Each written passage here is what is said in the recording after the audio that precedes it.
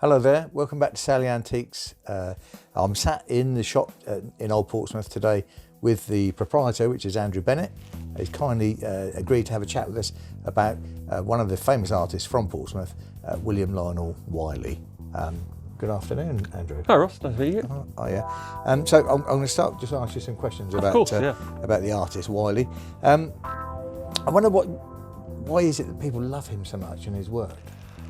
He's basically the preeminent Victorian maritime artist with a good sense of strong local community when he moved to Portsmouth in 1906. His pieces are in all the major museums. Right. Yeah, he was prolific. And did Wyllie exclusively depict seascapes and marine scenes? Pretty much so. If he ever did a landscape, there's always a bit of water in the background, as far as I know. Never far from the sea. And where was Wyllie from? Was he from Portsmouth? Originally born in Camden, London, 1851, yeah. Oh, right. Yeah. And moved off to France with his parents at an early age because of ill health. And then moved to Portsmouth in 1906 up until his passing away in 1931. Oh, right, okay. And did he have any influences artistically from? His early pieces are definitely sort of inspired by Turner, especially the oils, definitely. Yeah. Yeah. Okay. Oh, nice. And did he ever have another career, or did he do anything before he became an artist? He was a very keen sailor, particularly with his half-brother, no, not half-brother, his brother Charles. They were mucking about in boats at an early age. In fact, there's actually a street in one of the French towns where they resided, which was named after them because they performed a rescue at sea. Oh, right. Oh, that's interesting. And was he trained or was he self-taught? It was Heatherley School of Fine Arts and then the Royal Academy School. Right. That's where he was trained, but he was prolific as a child before then. In fact, he won the Turner Gold Medal Prize at the age of 18. Oh, wow. For one of his pieces, yeah. So it was a big passion for him. And then classically trained as well. Yeah, so, yeah. Oh, fantastic. And what was it, do you know, did he have a favourite medium, like oils, etchings, or? Well, he's probably most commonly known these days for his etchings, which are normally done in limited editions on limestone of about 135 to 195. People know his etchings because they're more accessible. I mean, he did a lovely one of Portsmouth Sea Scouts, which is probably the most desirable one. Right. I've only ever had one in the shop and it sold the next day. Oh, wow. I'm always hunting for another one if everyone has got one. Bear that in mind. But, you know, his major works are obviously oils. There's a fantastic one in the National Royal Navy Museum in historic Portsmouth dockyard of the panorama of Trafalgar, which he painted with his daughter Eileen. It's a 40-foot monster. It's beautiful. Oh, wow. I'll make sure I get down and see that. And how many years was Wyllie active for? Probably from a toddler up till his death. I say that because I was privileged a couple of years back. We actually owned his family archive of his very early pieces from when he went to his training school and before, you know, literally from the age of 6 and onwards. Oh, wow. So I don't suppose his works have been quantified or counted? He worked like a soldier on that and was basically always at the easel, so crikey knows how many there are. Oh, wow, yeah. And did any of his children follow in his footsteps? His daughter Eileen did. Had a portrait done by her in the past.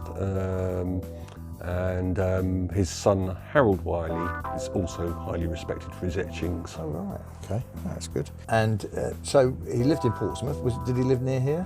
Yeah, probably about 200 metres away from the shop. There's a wonderful building called Tower House, which faces the sea. He had his studio next door, but it's a very distinctive building.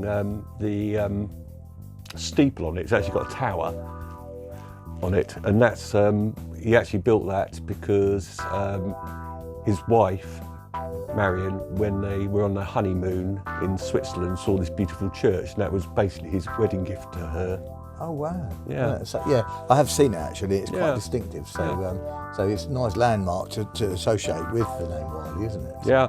There's also, if you're ever visiting Old Portsmouth, the cathedral in Old Portsmouth, there's also a memorial to one of his 2 sons who were killed in the First World War. And if you wish to pay your respects to him, he's buried in Porchester Castle. Oh, right.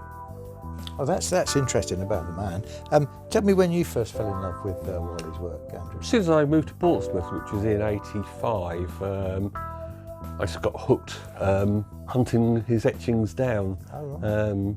And it's actually what started the business up. I'd always been in love with maritime art from that age, and basically moved my house contents into my first shop and built it up from there.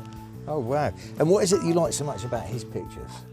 I think it's really, for me, it's a local connection. He was so popular in Portsmouth. Had a lovely phrase. I think he hung some bunting outside his house, Tower House, which is in Portsmouth, Old Portsmouth. It says something like, "Damn politics, love the Navy," that kind of like. That I thought, respect, man. Yeah, that's a good sentiment. And have you got a favourite Wyllie work?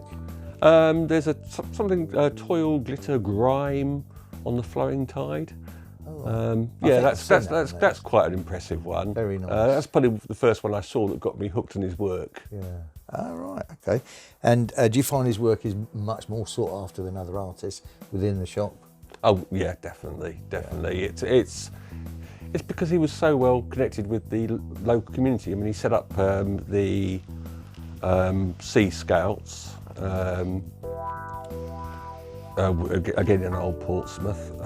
He was a founder member for saving HMS Victory. He would have fallen to pieces otherwise when he came out of the harbour. Yeah. So, you know, Portsmouth owes him a massive debt of gratitude for that alone. Yeah. Oh, that's something special. And where do you think he excels most in his execution of his art? Well, his oils are just beautiful. I mean, absolutely. They just suck you in. But I like the technicality of his etchings. Watercolours wasn't naturally his forte. I still like them, got a few nice examples here, but for me it's the high-end oils or the etchings I prefer. Oh, great. And we've got a few examples of his work in the shop currently? Oh yeah, we've got about 15 or so etchings and a couple of watercolours. We've had some decent oils in the past, but none currently. No, and the stock changes? Oh, definitely, yeah. If I see one, I have to go for it. It's an obsession. Well, that's great. Thank you for that, Andrew. I mean, I've certainly learned quite a bit about Wyllie just in this few minutes we've been chatting. But remember to pop into the shop, and if you want to see some of Wyllie's work, look on sallyantiques.co.uk, and we'll see you soon.